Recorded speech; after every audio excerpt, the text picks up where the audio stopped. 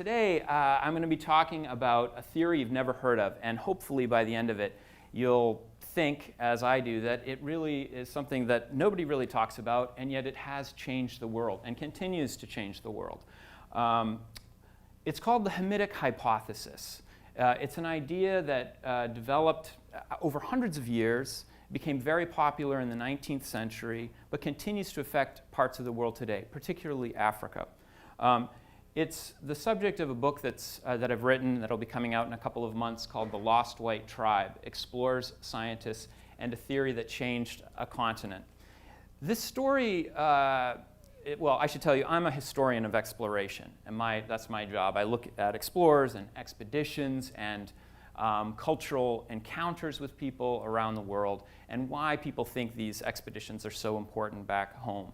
And this story of the Lost White Tribe, which I'm going to be talking about, and the Hamitic Hypothesis, really grew out of a book I wrote about 10 years ago called The Coldest Crucible. And that was about Arctic exploration. And in a way, I never would have imagined that this book about the Arctic would have led me to the project I'm working on now, because this book is about the Arctic, and the Hamitic Hypothesis is really about Africa. But it actually grew out of part of that earlier topic.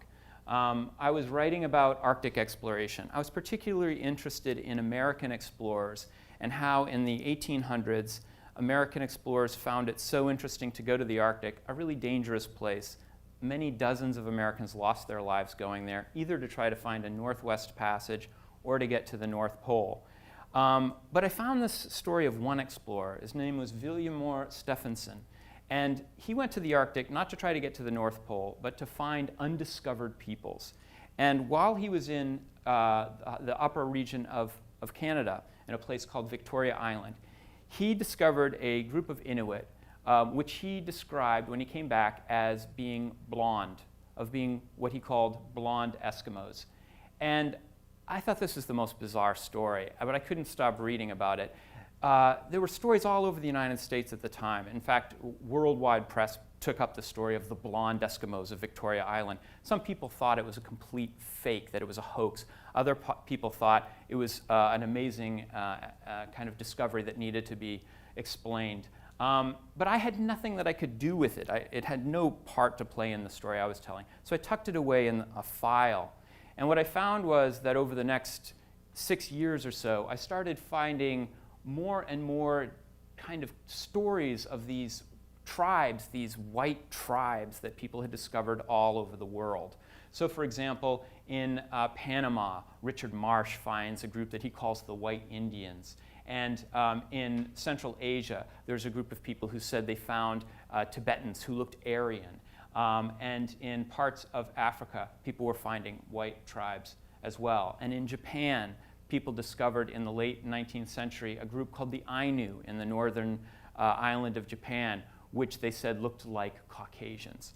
So by the time I got to about 2008, I had this giant file of kind of weird white tribe discoveries, and I figured now was the time to do something with it. But there was one story in particular that I was interested in, and that was the story of a discovery that took place in East Africa in the 1870s. In that red box that you see there. It happened just to the west of Lake Victoria, one of the largest lakes in the world. And it was made by a very famous explorer, Henry Morton Stanley. Now, Stanley may be familiar to you as the guy who discovers Livingstone or rescues Livingstone in the heart of Africa in 1869. In fact, the phrase, "Dr. Livingstone, I presume," was supposedly something that Stanley said to Livingstone when they met. This was one of the most famous expeditions of the 19th century. But Stanley went back to Africa. He went back many times. And on his subsequent expedition to Africa, he went not to find Livingstone, but to try to discover the source of the Nile. People knew by the late 1800s that there were many lakes in the areas of East Africa, what we call the Rift Valley of East Africa, and that one of these lakes would have been the source of the Nile, something that geographers had been searching for 2,000 years. But Stanley said, I'm going to figure out which of these lakes it actually is. And so he treks into East Africa, and he determines with great confidence that Lake Victoria is the ultimate source of the Nile. 4,000 miles of Nile River, and that is the source. But what he also discovers is something that, in a sense, creates a new mystery, which is he finds that there are members of an African soldier force that are protecting him, which look white. And he calls them Greeks in white shirts. He can't believe how light-complected these Africans are. He asks other members of his expedition party, who are these men? And they say, they come from the mountains to the west on a mountain called Gambara. So he writes about this and sends these reports back home. And the illustrations of his narrative actually show Mount Gambara over on the left-hand side of the illustration. You can see it in the background. This became a huge story back home, this lost white race that Stanley had found in the heart of Africa. Now, how in God's name would Stanley have explained this in the late 18th century? What kind of theoretical background could people use, or information, why you would find a group of white people living in the heart of Africa? In fact, Stanley, very much as a man of the 1800s, was at this transition moment between people who used the Bible as a way of explaining the history of the world and people who used science as a way of explaining the history of the world. And so when Stanley thought about it, he actually looked back to the Middle Ages when people tried to explain the differences that we saw in the peoples of the world, what we would call racial differences, and looked to the stories of Genesis, in particular the story of Noah. And in the story of Noah, we all know about Noah and the flood. But a lot of people don't know what happened after the flood, which was Noah parks the ark on the top of Mount Ararat, disembarks with his family, as well as his three sons, Sem, Japheth, and Ham. And it was really these three sons that many people in the Middle Ages, and by that we're talking about Jews, Christians, and Muslims, all looked to this story as a kind of explanation for how the world got repopulated after it was annihilated in Genesis 9. And as you see here, this is a medieval map showing the three sons of Noah on the three known continents of the world. Asia on the top, you see the little ark there at the very top, hanging out on top of Ararat, and Sem, the base of the word Semitic, comes from Sem, Noah's son. And then in the bottom left corner is Europe. This map is rotated east, by the way. On the bottom left, you see Europe, and that's Japheth, the son of Japheth. And then the forerunner of all Africans, people thought, were the descendants of Ham. And so when Stanley talks about this white tribe, he says somehow they must be related, they must be somehow related to the tribe of Ham, and they became known as Hamites. But this was a transition point, and Stanley was a very smart man, and he was also not just reading his Bible, he was also reading Darwin, and he was reading Charles Lyell, who were beginning to, in a sense, dismantle a kind of biblical history of the world. Guys like Darwin and Lyell said the world was not 6,000 years old. It's hundreds of thousands of years old. They had no idea how old it really was. But it was very, very old. And in addition to that, species maybe didn't stay fixed over time. Maybe species changed over time. Maybe, in fact, human beings were once resembled something else. And so Stanley began to try to adopt these old ideas and graft them to new ideas. And a lot of other people at the time did as well. And strangely enough, the Hamitic Hypothesis, this idea that all Africans came from the descendants of Ham, that son of Noah, somehow got weirdly flipped to, no, Hamites are not all Africans. Hamites are some invasion of white people that happened in the ancient past, and that this invasion of white people explains why we're finding white tribes all over the world. Now, if this sounds a little bizarre, let me kind of reinforce, this was not some wacky idea like, scientists who go looking for Sasquatch or people trying to prove cold fusion. This was anthropologists, linguists, paleontologists, all kinds of scientists from across the spectrum were interested in this. This is a map, for example, of an anthropologist named Griffith Taylor, who was actually trying to describe what he saw as the racial dispersion of groups out of Asia around the world. Now you'll look, and it kind of looks like a swirly map, but just to orient you here, the middle of the map is Asia. And as you see, there are these kind of initial kind of flows outward of darker races. Now, Griffith Taylor believed that the first races of the human species were primitive, and that the later races of the species were more advanced. And like most 19th century Europeans and North Americans, when they thought about primitive and advanced, they saw it also as a racial ladder, and that primitive meant dark-skinned and advanced meant light-skinned. So they created a kind of color map of the world. To give you another example, he called this the lava flow analogy, that all of the races of the human species emerged first in Asia, and that gradually the later, more advanced races, i.e. the white race, kind of rolled over the other races and spread itself out as it conquered and overcame and drove to the edges the darker raced peoples of the world, either intermarrying with them or conquering them. So this was this idea that could somehow explain why you would find white tribes in weird areas. It also happened to fit very nicely with what was happening in the late 19th century, which was new white tribes were taking over other places in the world. Europeans were madly scrambling for colonial possessions from Asia to Africa. In fact, this map of Africa from the late 19th century shows essentially the color codes here are different color codes for European countries. Brown is France, green is Great Britain, blue is Belgium, that purplish color is German. Literally all of Africa had been carved up by European countries as they tried to grab colonies. So the idea that there had been white ancestors who had done this before kind of fit the mode of European thinking at the time.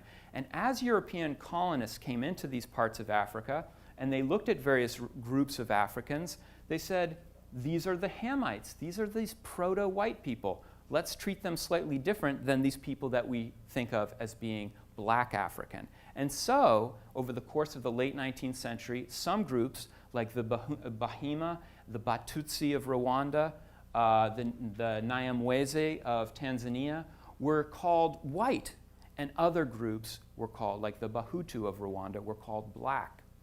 Now, at the time, Africans did not have the same idea of racial concept, right?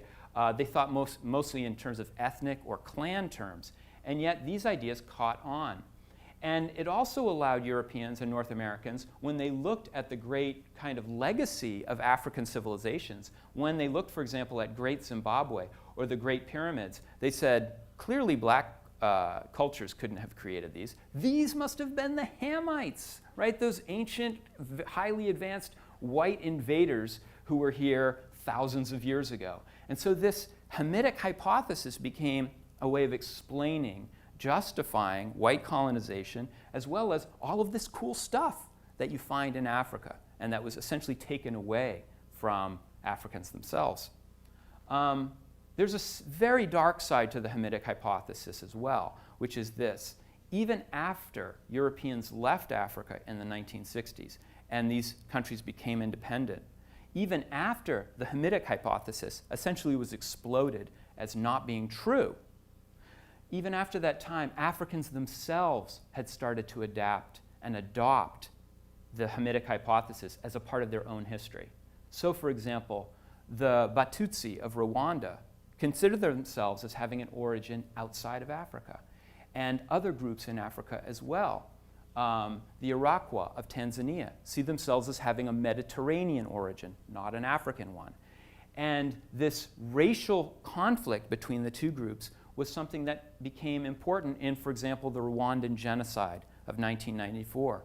It was much easier for the Hutu to see the Batutsi as foreign, as literally non-African invaders of their own country, and made it that much easier for them to exterminate them. Now, I'm not saying that's the only reason for the Rwandan genocide, but it was one of the important factors. And so that's the sad part of the story. But there's another part, and I want to end on this other part, which is an interesting part of the story, which is we really haven't actually gotten back to the original question, which was, if these things aren't true, if Stanley wasn't actually seeing white people in the heart of Africa, then what was he seeing? So I went to Africa in 2013, and I actually climbed that mountain that Stanley was looking at, which I was totally unprepared for. I mean, I run. I thought I was in pretty good shape. But this mountain was 17,000 feet high. There's a glacier on the top of it, and I wasn't really prepared for that. But here I am before I got to that point. And I wanted to see, as I told my guide, I wanted to see what Stanley saw. And my guide, who was a member of the Bakonjo tribe, he looked at me and said, "There's no white people on the top of that mountain, man." And I said, "Yeah, I know there aren't, but I want to think about what Stanley saw." And I came up with a provisional hypothesis. And the provisional hypothesis is this. I think Stanley did see difference. I think he did look at people and said, these people do not look anything like these people. We now know that in terms of human diversity, Africa is the most diverse continent in the world. There's more human diversity, i.e. physical diversity in Africa, than any other place, because within Africa is a much longer evolutionary period of time for the human species than outside of it. So I think he did see human difference. And then it was filtered through, and this is my own theory and I'm very proud of it, it filtered what I call the Mr. Magoo Hypothesis. So for those of you who are too young to remember Mr. Magoo, he was this Don Quixote-like figure who was so nearsighted that you would stick him in a room and he wouldn't really know where he was, and he thought he was somewhere else. But everything that he bumped into or knocked into, he interpreted as if he was in that other place, because his expectations of where he was were so strong, it filtered virtually all information coming in. And I think that almost all explorers, probably all tourists, suffer from the Mr. Magoo hypothesis, which is that they too, in a sense, filter everything they see through their expectations of what they should see. And I think Stanley, in a sense, wanted to see people who were like him, who were European. He was a desperately lonely man. He was living in Africa for 3 years, oftentimes without anyone else from Europe or North America. And I think in a sense, he wanted to identify with people and saw this difference, cheekbones, aquiline nose, lighter skin color, and traced that as white. And ultimately, to finish it off, why should we remember this strange hypothesis? Okay, it was a kind of ink blot test for the way people looked at the world. But ultimately, I think we should remember the Hamitic Hypothesis, because when we think about master races and Aryan domination, we think about the kind of very short, very violent history of Nazi Germany. But in fact, there was a much longer and a much more profound racial theory that continues to exist today, and that is the Hamitic Hypothesis. Thanks very much. Thank you.